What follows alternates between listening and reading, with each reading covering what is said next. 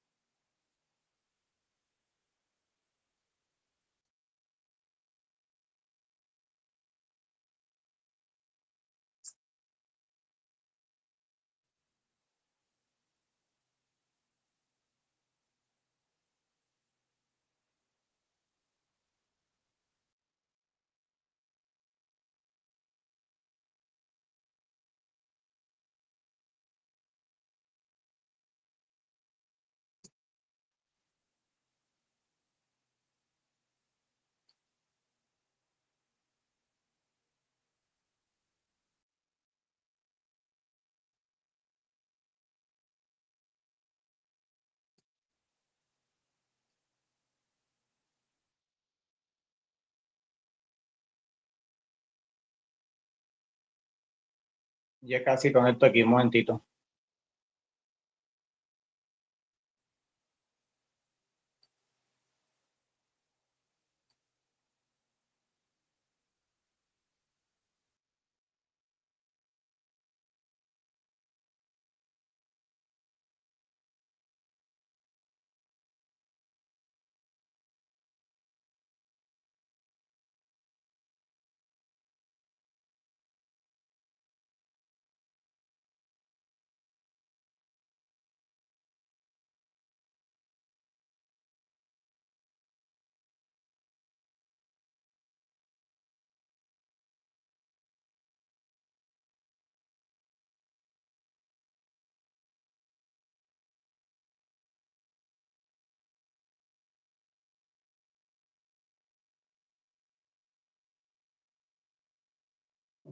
Bueno, así vamos a...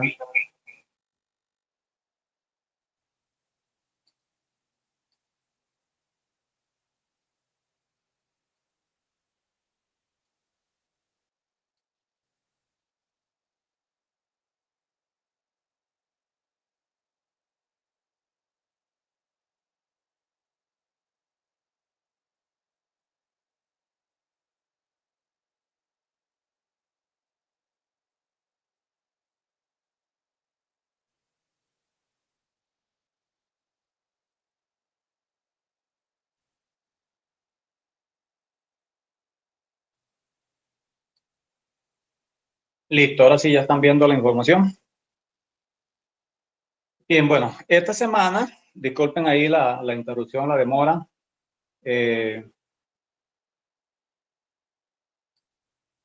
Estamos compartiendo ya la Parashá 34, la Besorá y la Haftará número 34, que habla de Bemidbar, que traduce en el desierto, y esta Parashá, en compañía con la Haftará y la Besorá, nos conectan con el principio del libro de Deuteronomio, que nos habla acerca de el pueblo de Dios en el desierto y cómo el Todopoderoso estructura un orden para su pueblo.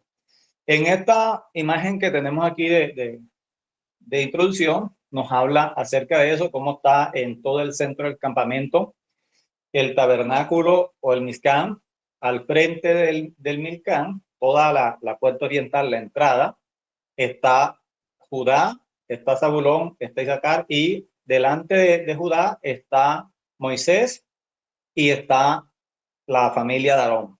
Entonces, todo esto nos lleva a cómo Dios organizó todo el tabernáculo, organizó su pueblo, y en estos capítulos iniciales de Números nos habla de todo eso, cómo Dios hace un censo de todos los israelitas de cada familia, los establece por cabezas de familia y los organiza, y después empieza a hablar de las funciones de cada uno de ellos. Entonces, en la introducción, vamos a mirar aquí, tenemos de que esta porción nos habla cómo Dios nombra las cabezas de las tribus de Israel y cómo el Eterno las organiza alrededor del tabernáculo formando una letra Taf o una cruz que representa el cumplimiento de la promesa del Padre que habitaría en medio del pueblo, enviando a su príncipe que entraría por la puerta oriental y entrará al tabernáculo por la puerta principal donde se encuentran la tribu de Judá y la tribu del sumo sacerdote, en este caso Aarón. Este príncipe es Yeshua, que entró una sola vez y para siempre en el tabernáculo para hacernos entrar como olor grato a su presencia. Todo esto que muestra la imagen anterior que veíamos allí,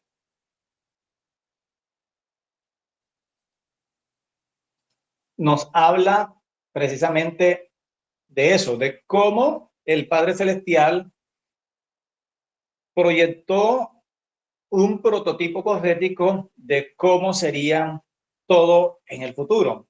Nos hablaba de un sacrificio, nos hablaba de un Mesías, de un príncipe, nos habla de todo su pueblo en toda la dimensión de las 12 tribus, de todo el pueblo, extranjeros y propios. Nos habla también de cómo él estableció un orden, nos habla de que él prometió estar en medio del pueblo, de que su presencia estaría en medio del pueblo y que entraría al santuario, al sumo, al Mizcán, y cómo nosotros hemos podido conectar todo eso con lo que el Padre ha venido haciendo con todas las fiestas y cómo esta porción nos conecta con el mensaje que nos habla el Evangelio de Juan en el capítulo 1 y capítulo 2. Entonces vemos que aquí en el Evangelio, y vamos a empezar leyendo aquí en Juan, capítulo 1, verso 14 al 18, dice lo siguiente: el Logo se hizo carne y tabernaculizó entre nosotros y contemplamos su gloria, gloria como la del unigénito del Padre, lleno de gracia y de verdad. Juan testifica de él y ha aclarado diciendo: este es aquel de quien yo decía, el que viene detrás de mí es antes que mí, porque era primero que yo. Porque de su plenitud tomamos todos, es decir, gracia por gracia, pues la ley fue dada por medio de Moisés, la gracia y la verdad fue hecha por medio de Jesús el Mesías. Nadie ha visto jamás a Dios, el unigénito de Dios, que está en el seno del Padre. Él lo reveló. Entonces, aquí encontramos una conexión muy maravillosa, porque así como Dios estructuró el tabernáculo y colocó alrededor del tabernáculo todas las tribus, 3 tribus al frente de cada parte del tabernáculo, y a toda la entrada colocó precisamente la tribu de Judá y la tribu de Leví, que estaba hacia adelante con donde estaba el sumo sacerdote, y anunció de que por la entrada principal, por la puerta del Mizcán, entraría el Mesías príncipe. Entonces, en las escrituras encontramos de que siempre las escrituras hacen referencia a las cabezas de las tribus, a reyes, a sacerdotes, pero no hace referencia a príncipe. Entonces, ¿a qué príncipe se estaba refiriendo cuando allí en Deuteronomio, en Números, habla de que entraría el príncipe? Está haciendo referencia a Yeshua, al Mesías, de que un día iba a venir. Y en el capítulo 1, verso 1, dice que en el principio era el Logos o el Verbo, y se hizo carne.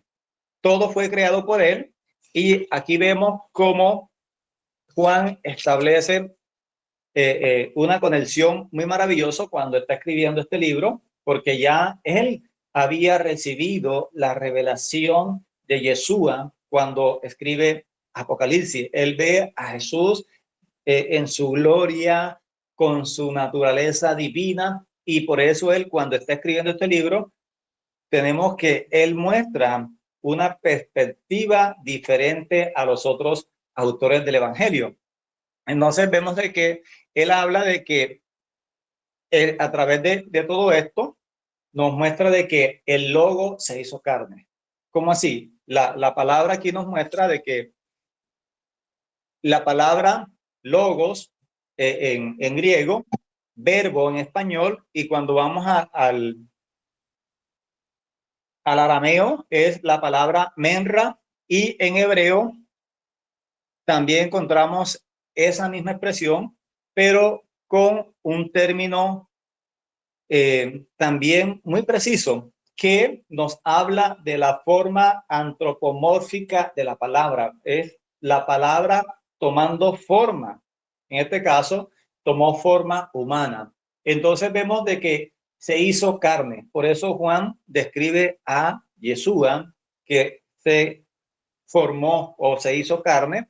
Y aquí hay algo muy importante que debemos resaltar, de que Dios encarna su palabra en la humanidad de Yeshua.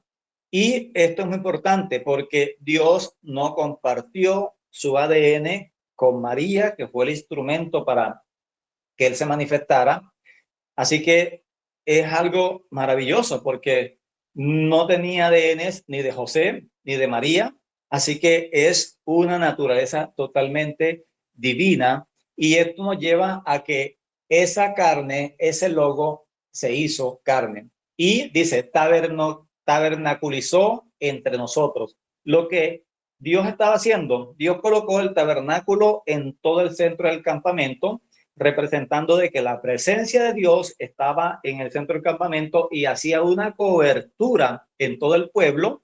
Y esto nos relata o nos muestra cómo Yeshua vino, entró en medio del pueblo, también cobijó a todo el pueblo, y nos habla de que él ingresó, entró al santuario, presentó ofrenda, o mejor dicho, él se presentó como la ofrenda Jolán, como hablábamos la semana pasada, de que él, la ofrenda de culpa, quitando nuestra culpa, redimiendo nuestro pecado y dándonos a nosotros acceso también al Mizcán, al tabernáculo, a la presencia de Dios, presentándonos como una ofrenda de olor fragante a Él. Y es lo que nosotros debemos procurar día tras día. Entonces, dice que nosotros contemplamos su gloria. Isaías habla de eso, de que la gloria de Dios iba a venir, de que todos verían la gloria del Padre. En este caso, todos los que vivieron en esa época, en esos años,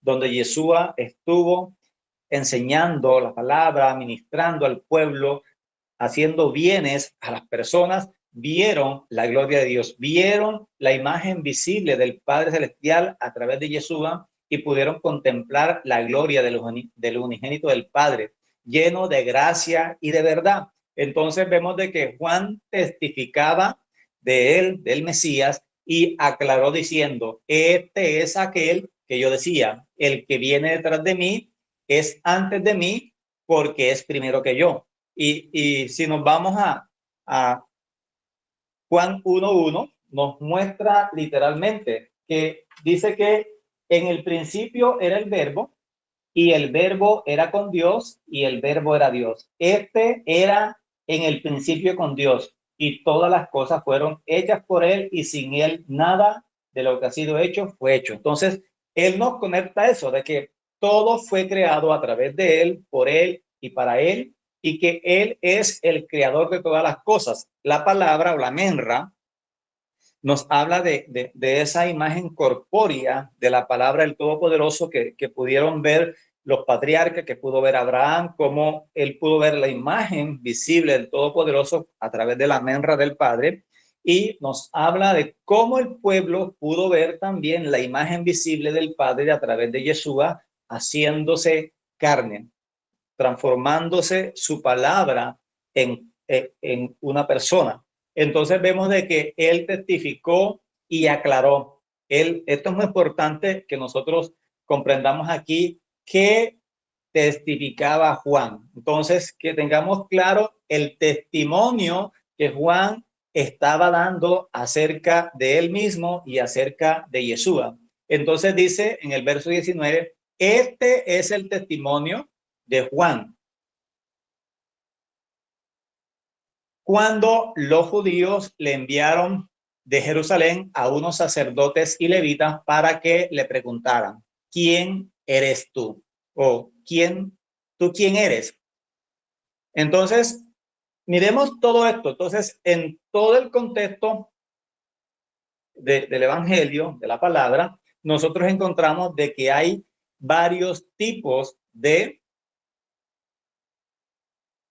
judíos, porque si seguimos leyendo el verso, vemos de que aquí habla de que los judíos enviaron a preguntarle a Juan, ¿quién eres tú?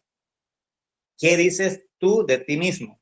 Entonces vemos de que en toda la cultura, en toda la sociedad del primer siglo, habían diferentes tipos de judíos. Entonces, el Evangelio nos muestra eso, pero nosotros normalmente, como no somos orientales, sino occidentales, tenemos una cultura totalmente diferente, malinterpretamos el texto y cuando leemos los judíos enviaron, entonces ahí metemos a todo el pueblo, a todo el mundo en esa expresión los judíos, y las escrituras no se está refiriendo a todo el pueblo en general, sino a un grupo selecto del pueblo. Entonces vemos de qué tipos de judíos había en o nos describe el Evangelio. Entonces, aquí por primera vez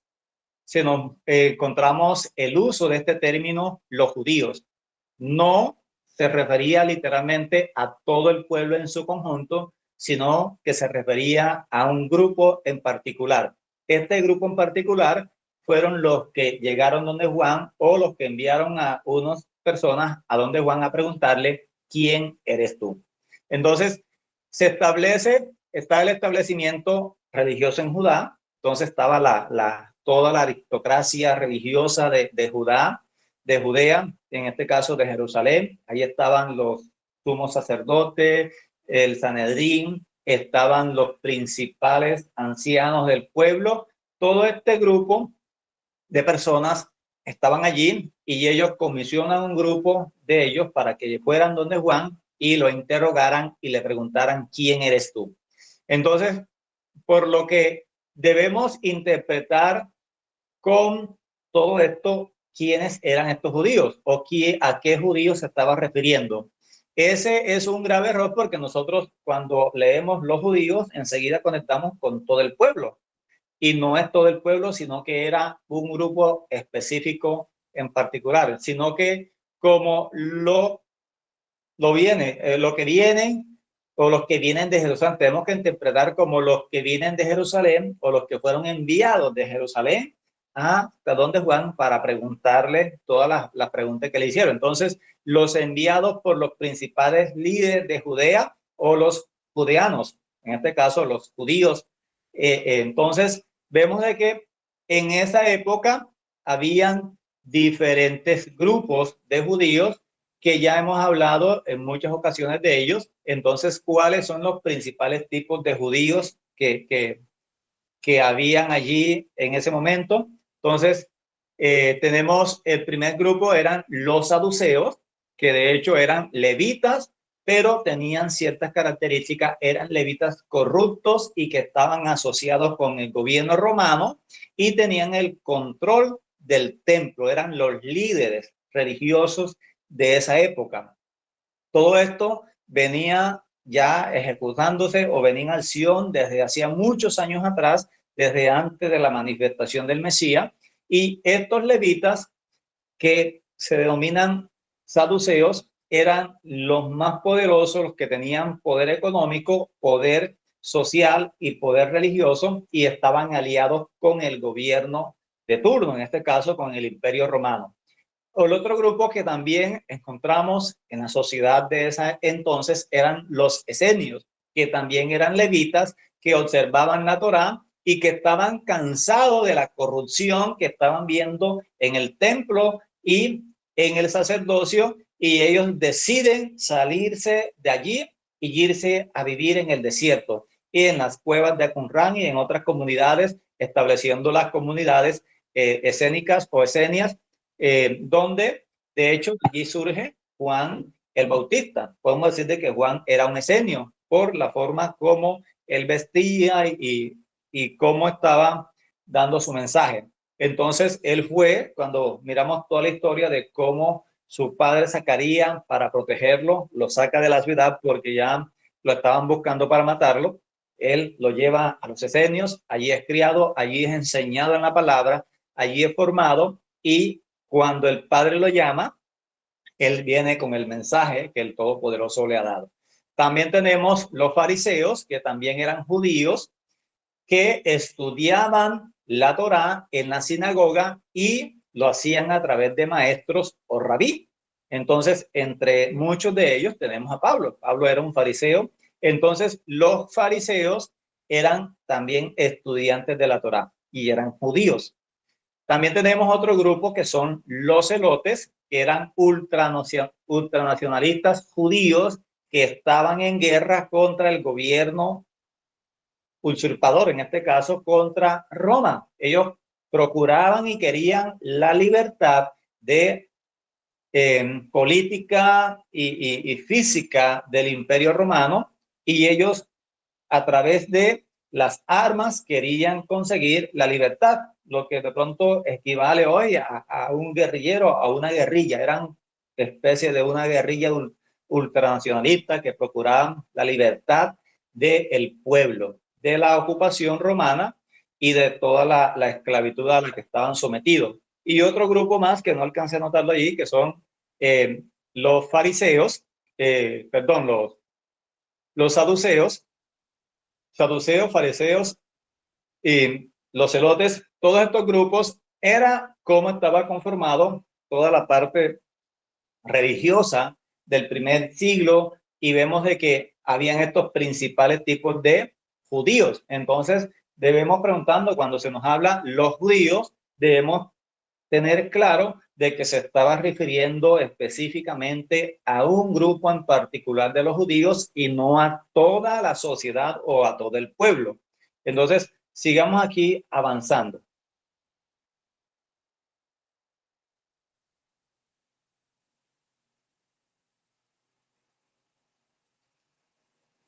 Jeremías,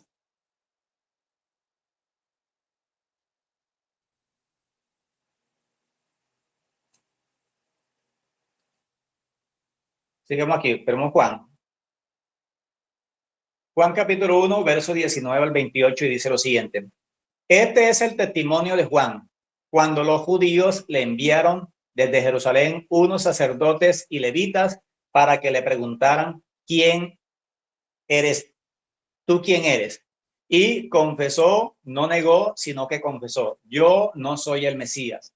Y le preguntaron: ¿quién pues?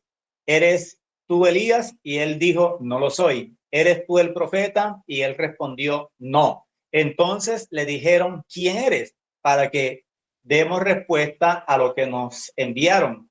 ¿Qué dices acerca de ti mismo? Y dijo: yo soy la voz de uno que clama en el desierto, allanar el camino del Señor, como dijo el profeta Isaías.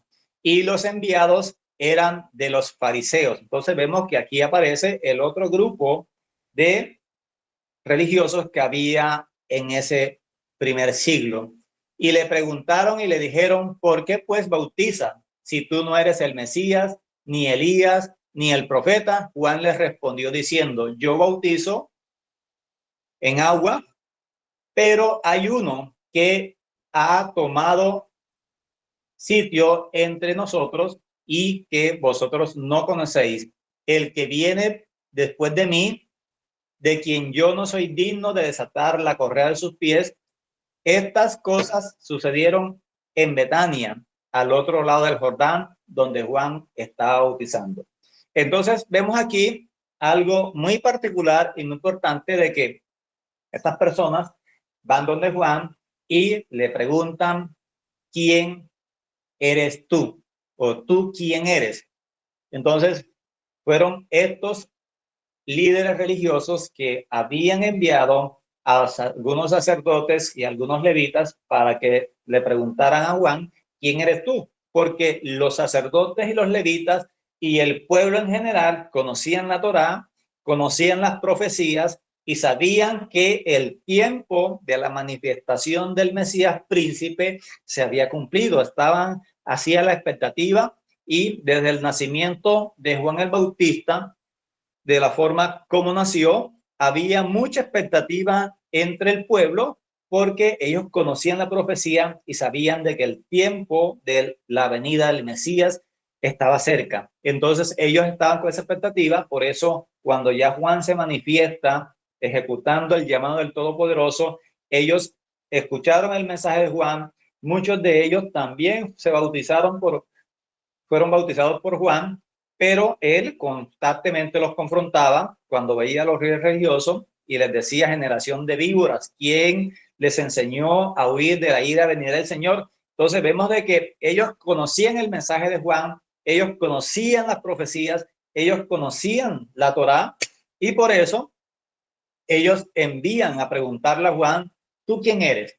Entonces es muy importante que veamos la respuesta que da Juan, porque Juan confesó y dice, y no negó, sino que confesó, yo no soy el Mesías. Entonces, si él no era el Mesías, él estaba anunciando a otra persona, a otro ser que sí era el Mesías. Entonces, vemos de que su respuesta fue contundente, su testimonio fue impactante, claro y conciso, y él declaró, yo no soy el Mesías, yo no soy Elías, yo no soy el profeta, simplemente yo soy la voz de uno que clama en el desierto. Entonces, vemos aquí algo muy, pero muy importante que vamos a resaltar. Entonces, Malaquías capítulo 3, verso 1, dice lo siguiente. He aquí, yo envío mi mensajero, el cual preparará el camino delante de mí, y vendrá súbitamente a su casa el Señor a quien vosotros buscáis, el ángel del pacto, a quien vosotros deseáis. He aquí viene, dice el Todopoderoso, Yahweh Sabaoth. Entonces, vemos de que Dios de antemano había preparado todo para que apareciese Juan, que iba a preparar el camino del Mesías, que iba a preparar el escenario para que cuando Yeshua empezara su ministerio, empezara a proclamar las buenas nuevas al pueblo, el corazón del pueblo ya estuviese preparado y lo aceptara, lo reconociera y siguiera al Mesías. Entonces, aquí habla de que yo enviaré mi mensajero delante de ti. Entonces, ese mensajero era Johanán ben Zechariah o Juan el Bautista. Ese mensajero empezó a preparar el camino delante del Mesías, a preparar los corazones, a preparar porque había transcurrido alrededor de 400 años donde el Todopoderoso se había silenciado, no había levantado a ningún profeta, no había hablado por mucho tiempo. Y prácticamente unos alrededor de 30 años atrás, cuando Zacarías está en el templo ofreciendo el incienso, se le aparece un ángel y le dice, tus oraciones han sido escuchadas.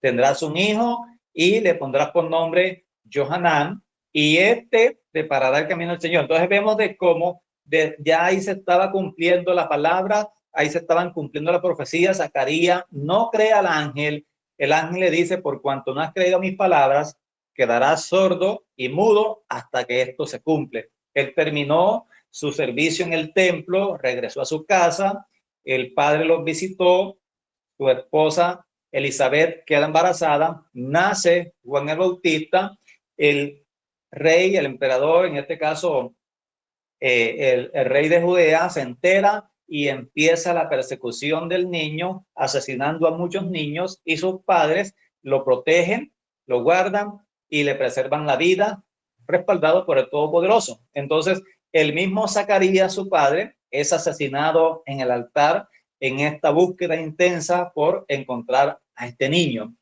Simultáneamente o prácticamente unos meses después, también nace Yeshua, el Mesías, a través de María, de Miriam, y todo este escenario, todo esto se va desarrollando paralelamente. Transcurre todo el desarrollo porque las escrituras no nos hablan cómo fue la formación de estos dos personajes, solo salvo un pasaje donde muestran a Yeshua de 12 años en el templo, pero de Juan no nos muestra mucho, pero sí nos habla la profecía o la palabra de que Dios lo iba a enviar, de que lo iba a enviar como el mensajero que iba a preparar el camino del Mesías, que vendría súbitamente a la casa del Señor, a la casa de Judá, y que lo estarían buscando, y la gente concurría donde estaba Juan en masas, en montones, y él les bautizaba en agua, los sumergía en agua para perdón de pecados, preparando su corazón para tener un encuentro con el Mesías. Malaquías capítulo 4, versos 5 y 6 también nos habla acerca de esto y dice: he aquí, yo os envío el profeta Elías antes que venga el día de Yahweh, grande y temible.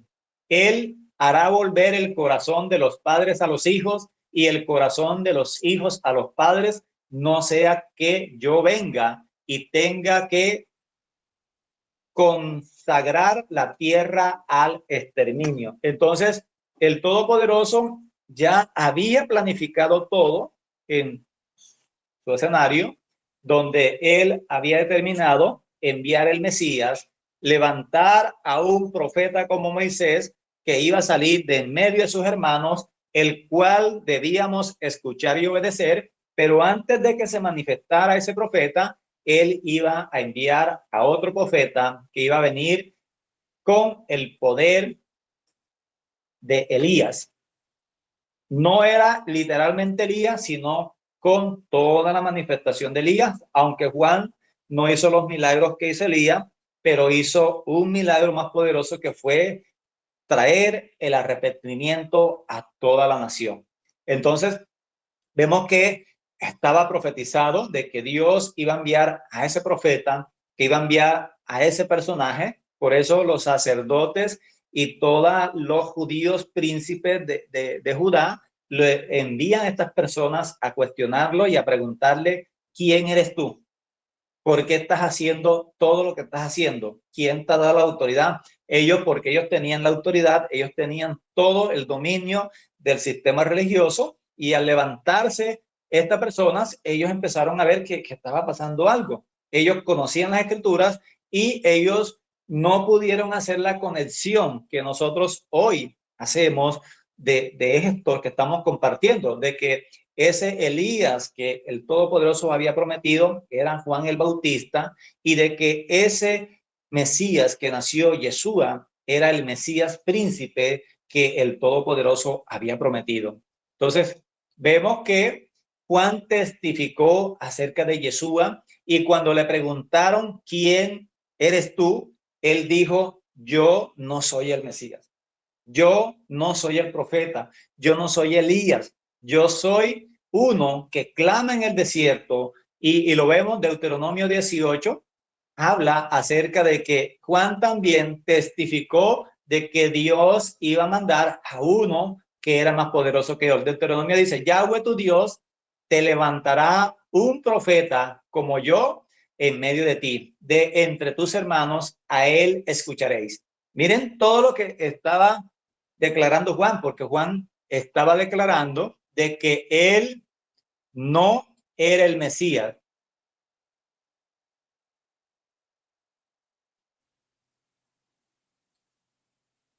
Entonces vemos que le preguntaron: ¿qué pues dices tú? ¿qué dices de ti mismo? Entonces dice, yo no soy sino uno que Dios ha puesto para traer un mensaje, la voz del que clama en el desierto. Entonces, cuando le preguntaron, ¿quién eres tú? Él respondió, yo no soy el Mesías. Le preguntaron, ¿eres Elías? Él dijo, no, yo no soy Elías. Le preguntaron, ¿eres el profeta? Él dijo, no, yo tampoco soy el profeta.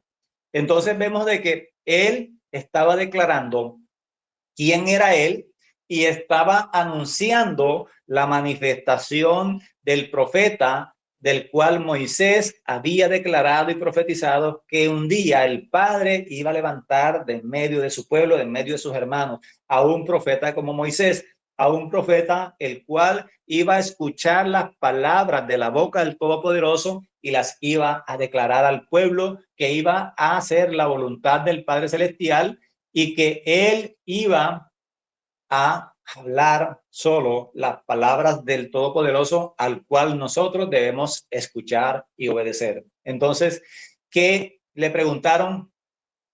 ¿Qué pues? Pues, ¿quién eres? ¿Qué dices de ti mismo? Entonces, Juan declaró y dijo, yo soy la voz de uno que clama en el desierto, allanar el camino del Señor, como dijo el profeta Isaías. Entonces, Juan les estaba citando la profecía de Isaías, la cual ellos conocían, la cual ellos conocían porque estaban en la expectativa, ¿será que este es el Mesías? ¿Será que este es el profeta que habla las escrituras, la Torá? Entonces, ellos conocían la palabra, ellos conocían y estaban tratando de hacer la conexión, pero como ellos estaban aferrados a las tradiciones religiosas del sistema que se había establecido, como ellos estaban conectados con el gobierno de turno, ellos no pudieron concretar la conexión de lo que estaba sucediendo. Entonces, Isaías capítulo 40, verso 3 y al 8, dice lo siguiente, que era lo que Juan les estaba citando y les dijo, yo soy una voz que clama, preparad, preparad en el desierto el camino a Yahweh, allanad en el yermo una calzada a nuestro Dios, que los valles se levanten, que los montes y las colinas se abajen, que lo torcido se enderece y lo encorvado se allane. Y se manifestará la gloria de Yahweh. Toda carne juntamente la verá, porque la boca de Yahweh lo ha dicho. Entonces, vemos de que todo esto literalmente se estaba cumpliendo esta profecía. Juan había preparado el escenario para que cuando Yeshua saliera a ejercer el ministerio, todo el pueblo se viniera en masa a escuchar su mensaje. Había allanado los montes, los valles, había preparado el corazón del pueblo para la manifestación del Mesías. El pueblo estaba, dice, allí listo, la manifestación de la gloria de Yahweh, que leíamos en el capítulo 1 de Juan, que dice que en el principio era el verbo, y el verbo era con Dios, y el verbo era Dios. Dice de que este verbo se hizo carne, se encarnó, la imagen visible del Dios invisible estaba en el escenario, había aparecido al pueblo y vino con un mensaje. El mensaje es que él vino a quebrantar todo orgullo, toda prepotencia, a proclamar el año agradable del Señor, a vendar a los quebrantados, a proclamar libertad a los cautivos. Él vino a traer el mensaje del Todopoderoso, a darnos esperanza y transformar nuestras vidas en nuevas personas. Entonces, vemos que las escrituras nos muestra eso, de que él manifestará la gloria de Yahweh y toda carne juntamente lo verá, como literalmente se cumplió. Todos los que vivían en esa época pudieron ver físicamente la gloria de Dios, la gloria de Yahweh, pudieron ver a Yeshua,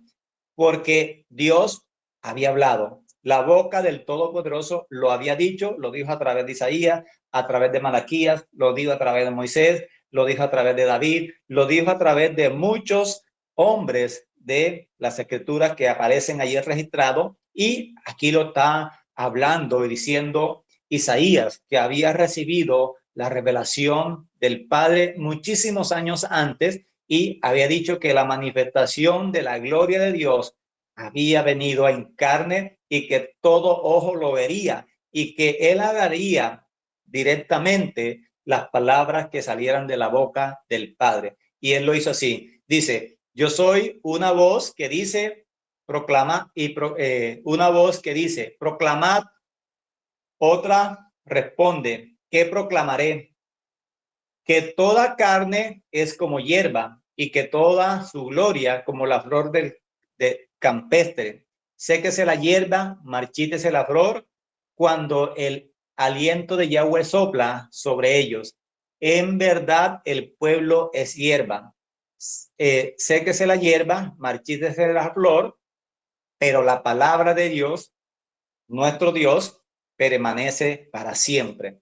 Las profecías y las palabras proféticas que el Todopoderoso estableció desde el principio se están cumpliendo, se han cumplido, y las que faltan por cumplirse se van a cumplir. Así que la segunda parte de esta profecía de que Él se manifestará, que el Todopoderoso manifestará su gloria y que toda carne juntamente lo verá, eso va a volver a pasar en la segunda venida del Mesías. Él otra vez, en los que estemos vivos en ese momento, en esa época, juntamente todos vamos a ver a Yeshua viniendo en las nubes y vamos a estar con él, vamos a reinar con él. Entonces, eso es valioso, eso es muy importante que lo tengamos claro, porque Yeshua, él estaba haciendo lo que el Padre le había asignado y diciendo las palabras que salían de la boca del Padre, y a su vez Juan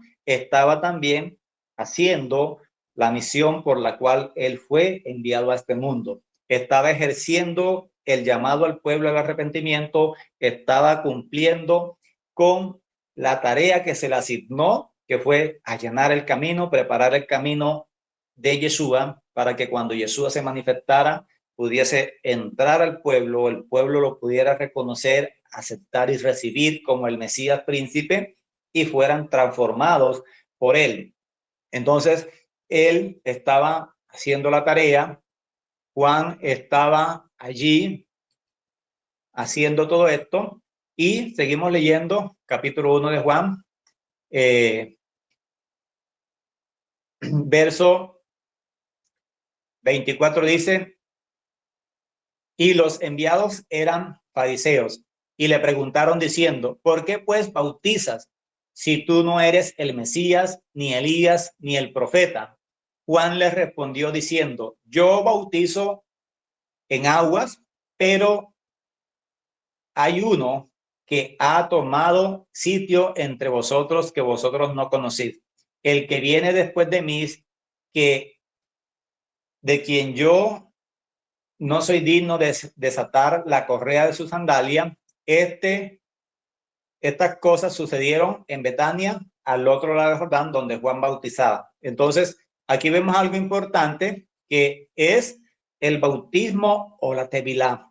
El bautismo que Juan estaba haciendo, o al cual traía al pueblo, era un bautismo de arrepentimiento, un bautismo que preparaba al corazón de las personas para dar testimonio de que habían vuelto a la obediencia de las instrucciones del Padre. Entonces, la palabra bautismo viene del griego baptizo, que significa sumergir, y a su vez viene del hebreo tevilá, que significa inmersión, y esta palabra tevilá viene de una palabra raíz que es la palabra tabal, que significa sumergir.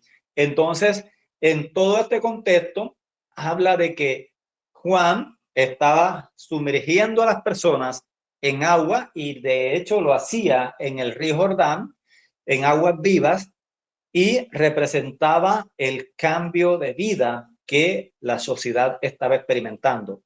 Todos los que procedieron al arrepentimiento y dieron testimonio a través del bautismo, a través de las aguas con Juan el Bautista, fueron preparados para tener ese encuentro con el Mesías, con Yeshua, que él estaba allí. En Juan 1, 25, 27 dice, le preguntaron y le dijeron, ¿por qué pues bautizas si tú no eres el Mesías, ni Elías, ni el profeta? Entonces vemos de que Juan había recibido del Padre la misión que bautizase a las personas en agua, los sumergiera en el agua y que dieran testimonio de que su corazón se había mudado a la obediencia del Todopoderoso, que empezaban nuevamente a obedecer la Torá, las instrucciones del Todopoderoso. Entonces Juan le respondió diciendo, yo bautizo en agua, pero hay uno que ha de venir, que ha tomado su sitio entre vosotros, que ustedes no conocen, que ustedes no conocen. Entonces les estaba hablando de Yeshua. Yeshua ya estaba en el escenario, ya le empezó a predicar, porque el mismo Yeshua fue bautizado por Juan, y cuando Juan lo bautiza, habla el texto de que él había recibido la señal del Ruach HaKodesh, del Todopoderoso, que la persona que bautizara y que él viera que el Espíritu Santo descendía de él como paloma, ese era el Mesías. Y él pudo testificar posteriormente, he ahí el Cordero de Dios que quita el pecado del mundo, cuando se refería a Yeshua. Entonces, él testificó de que ya estaba en medio del pueblo ese Mesías, ese profeta anunciado por Moisés, pero que los líderes religiosos no conocían, porque él estaba hablando con los líderes religiosos, los sacerdotes y las personas levitas que fueron enviados por los príncipes de Israel, fueron y les está diciendo, ustedes no lo conocen. Él está en medio de nosotros, es antes que yo, es más poderoso que yo no soy digno de desatarle la correa de su sandalia. Así que ustedes no lo conocen. ¿Por qué no lo conocen? Porque ellos estaban cegados con toda la tradición y la religiosidad del sistema que había en ese momento. Entonces vemos que es muy importante que nosotros tengamos claro que el Mesías va conforme a las Escrituras y que todo se va a cumplir al pie de la letra de lo que las Escrituras dicen. Entonces, sigue diciendo el texto, verso 23, y lo que leíamos ahorita, dijo, yo soy la voz de uno que clama en el desierto, enderezar el camino del Señor, como dijo el profeta Isaías. Y los que habían sido enviados eran fariseos y le preguntaron y le dijeron, ¿por qué pues bautizas si no eres el Mesías, ni Elías, ni el profeta? Juan les respondió y les dijo, yo bautizo con agua, mas en medio de vosotros está uno de quien vosotros no conocéis. Este es el que viene después de mí, que es antes que yo, el cual no soy digno de desatar el calzado de sus sandalias. Estas cosas sucedieron en Betania, al otro lado del Jordán, donde Juan bautizaba. Verso 29 dice, él viene, el siguiente día, Juan vio que venía Yeshua. Y él dijo, he aquí el Cordero de Dios que quita el pecado del mundo. Este es a quien de quien yo decía, viene después de mí un varón, el cual es antes de mí, porque era primero que yo. Y yo no le conocí, mas para que fuese manifestado Israel, por esto vine y bautizo en agua. Entonces le estaban preguntando, ¿por qué bautizas en agua? ¿Por qué estás haciendo lo que estás haciendo? Porque ese fue el llamado el cual él había recibido y porque él necesariamente debía dar testimonio del Mesías y presentárselo al pueblo como ese Cordero de Dios que quitaba el pecado del mundo. Que el Todopoderoso los continúe bendiciendo, que el Todopoderoso derrame su gracia, su favor, su misericordia sobre cada uno de ustedes y que tengan un día excelente. Amén, amado, amén. Amén, shalom. Amén, amén. Amén. Shalom.